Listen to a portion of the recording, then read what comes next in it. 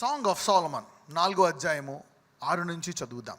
ఎండ చల్లారి నీడలు జరిగిపో వరకు గోపరస పర్వతములకు సామ్రాణి పర్వతములకు నేను వెళ్ళుదును.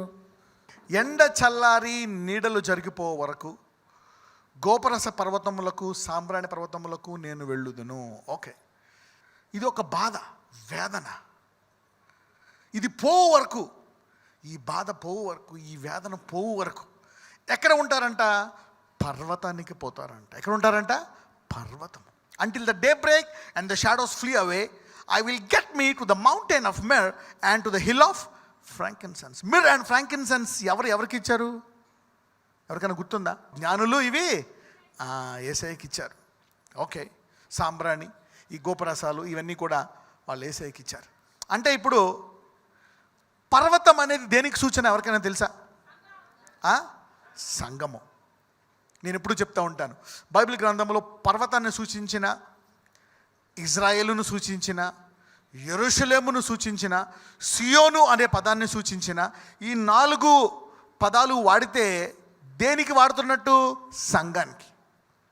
They are comparing these words with the church. సంఘానికి వాడుతున్నట్లు. నాకు ఏదైనా జరగాలి, ఏదైనా పోవాలి, ఎండ చల్లారాల, ఈ నీడలు పోవాలి, ఈ చీకటి పోవాలా, ఈ ఎండ, ఈ మాడేటువంటి ఈ బాధ పోవాలా, ఈ చీకటి శక్తులు పోవాలా, ఇవన్నీ పోవాలి అనుకుంటే ఎక్కడకు వెళ్ళాలని ఉంది ఇక్కడ? 6వ వచనంలో గోపరస పర్వతములకు సాంబ్రాణి పర్వతములకు నేను వెళ్ళుదును. అంటే పర్వతము దేంతో సమానము? సంగము.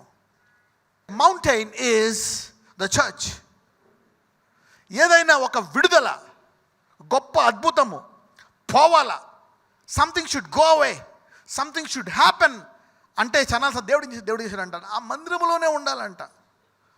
నా బాధ సంతోషముగా మారే వరకు నేను సన్నిధిలోనే ఉంటా, ఆయన వద్ద కనిపెడుతూనే ఉంటా. This is the key. ఇదే తాళపు చెవి ఫర్ బ్రేక్ త్రూ. పిలువబడ్డ వారికేమో విత్తువాడు విత్తుకుంటూ పోతాడని చెప్తాడు. ఏర్పరచబడ్డ వారికేమో కొండ మీద దాని యొక్క మర్మం కూడా చెప్తాడు. ఏంటి ప్రభు అంటే, ఎవరికి? ఏర్పరచబడిన వారికే మర్మాలు. మీరందరూ నా రక్తము నా శరీరము తింటే కానీ మీరు నాతో వెంబడించారంటే మొత్తం 488 మంది వెనక్కి వెళ్ళిపోతారు, 12 మంది మిగులుతారు. మరి మీరు వెళ్ళిపోవాలంటే ఎక్కడికి పోము? జీవం నువ్వే కదా అంటారు. You see that. ఎవరికైతే ఆయన గురించి లోతుగా తెలుసో వాళ్ళు ఆయన దగ్గర ఫిక్స్ అయిపోతారు. వాళ్ళనే దేవుడు పరీక్షించి ఆలస్యం చేసి చివరికి ఎలా చేస్తాడో తెలుసా? ఆ కొండ మీద ఆ గుహల్లో తిరిగే సింహంలాగా లేకపోతే చిరుతపుల్లాగా తయారు చేస్తాడు. They are the kings. That's what he says. You will look from the lion's den, from the mountains of the leopards. God is making you. Why are you under pressure? ఎప్పుడైతే నీ కష్టాల్లో వేదనలో కూడా దేవుడిని గట్టిగా పట్టుకుంటావో నా బిడ్డ సింహముగా మారుతుంది అనుకుంటాడు దేవుడు. వా, యు సీ దట్ నౌ. సింహ లక్షణాలు ఏంటి? నా యెహోవాయే నా బలము అని నీ బలహీనతలో కూడా ఆధారపడమే సింహం లక్షణం. You see that. యూదా గోత్రపు సింహం ఎవరు? యేసయ్య. ఎవరి మీద ఆధారపడ్డాడో? తండ్రి మీద. ఆయన ఏం చెప్తే అదే చేస్తా. అలాగే అప్పుడప్పుడు మన మీద మనం ఆధారపడకుండా పూర్తిగా ఆయన మీద ఆధారపడడానికి చేసేదే ఈ యొక్క సింహము, అసలైన చిరుతపులి. వా, ఎంతమందికి అర్థమైంది? ఇది ఎక్కడ తవరవుతావు? కొండలో.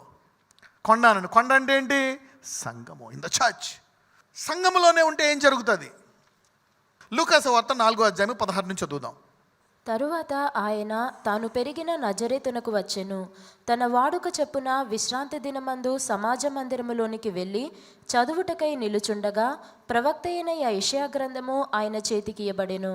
ఆయన గ్రంథము విప్పగా, ప్రభువు ఆత్మ నా మీద ఉన్నది, బీదలకు సువార్త ప్రకటించుటకై ఆయన నన్ను అభిషేకించెను. చెరలోనున్న వారికి విడుదలను, గ్రుడ్డి వారికి చూపును కలుగునని ప్రకటించుటకును, నలిగిన వారిని విడిపించుటకును, ప్రభు హితవత్సరము ప్రకటించుటకును ఆయన నన్ను పంపియున్నాడు అని వ్రాయబడిన చోటు ఆయనకు దొరికెను. అందరూ చదువుతున్నారు, యేసయ్య వంద వచ్చింది, చదివేసి వెళ్ళిపోతున్నారు. కానీ ఈసారి ఇదే వాక్యం ఎవరికి వచ్చింది? యేసయ్యకి వచ్చి చదివేసి ఏమన్నాడో చూద్దాం. ఆయన గ్రంథము చుట్టి పరిచారకునిచ్చి కూర్చుండెను. సమాజ మందిరములో నున్న వారందరూ ఆయనను తేరి చూడగా ఆయన, నేడు మీ వినికిడిలో ఈ లేఖనము నెరవేరినదని వారితో ఏమన్నాడు? దేవుడు ఆశీర్వదించిన కాక అంటలే, మీరంతకాలం విని ఇంటికి వెళ్ళిపోతున్నారేమో, ఇదేదో వాక్యం ఇలా వినేసి వెళ్ళిపోతున్నారేమో, ఈ రోజు ఇది నెరవేరింది అంటున్నాడంట. అంటే ఇప్పుడు దాకా రెగ్యులర్గా వచ్చి వెళ్ళిపోతున్నారేమో, ఈ రోజు మీ బంధకాలన్నీ పోయి బయటికి వెళ్తారని చెప్తున్నాడు దేవుడు. ఎన్కౌంటర్ అనండి. So the regular word became a rhema word on that day. The regular word became a prophetic word. The regular word became a powerful food. అంటే ప్రతిసారి చదివే వాక్యం ఈసారి ఏమైపోయింది? ప్రవచన వాక్యం అయిపోయింది. ప్రతిసారి వినే వాక్యం ఏమైపోయింది? అద్భుత వాక్యం అయిపోయింది. ప్రతిసారి వినే వాక్యం ఏమైపోయింది? కాడి విరగొట్టు వాక్యం అయిపోయింది. ప్రతిసారి వినే వాక్యం ఏమైపోయింది? నెరవేర్చే వాక్యంగా మారిపోయింది. హల్లెలూయా. అంటే ఇప్పుడు ఆ సంఘంలో ఉన్న వాళ్ళందరూ ఏమయ్యారు?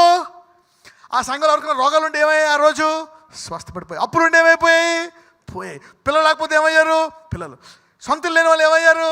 సొంతిల్లు. దరిద్రులందరూ ఏమయ్యారు ఆ రోజు సంఘంలో? ఎందుకంటే ఏమంటున్నాడు ఆయన? నేడు మీ వినికిడిలో ఈ నాకనము లోకంలో వెళ్తాడా, సంఘంలో వెళ్తాడా? ఎవరు కష్టాలు వచ్చినా, బాధలు వచ్చినా ఏదో ఒక రోజు దేవుడు విడిపిస్తాడులే అని ఆ రోగాల్లో, ఆ కష్టాల్లో, ఆ బాధల్లో ఆ రోజు మందిరంకి వచ్చిన వాళ్ళకి ఆ రోజు ఆ వాక్యాన్ని వారి జీవితంలో నెరవేర్చుకున్నారు. హల్లెలూయా.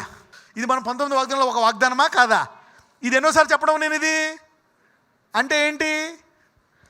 మీ జీవితంలో కొన్ని ఇరిగిపోవడము ఖచ్చితము, కొన్ని రోగాలు వేరుతో పోవడము ఖచ్చితం. ఈరోజు ఈ వాక్యము మీకు కాడి విరగొట్టే వాక్యంగా మారిపోతుంది. This a prophetic word. ఈ వాక్యం వినడానికి మీరు ఇక్కడ ఉన్నందుకు మీ కాళ్ళన్నీ విరిగిపోతాయి ఈరోజు.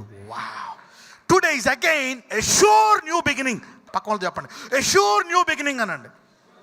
యా, పక్క వాళ్ళు చెప్పండి, ఈరోజు నిశ్చయమైన నూతన ఆరంభం అనండి.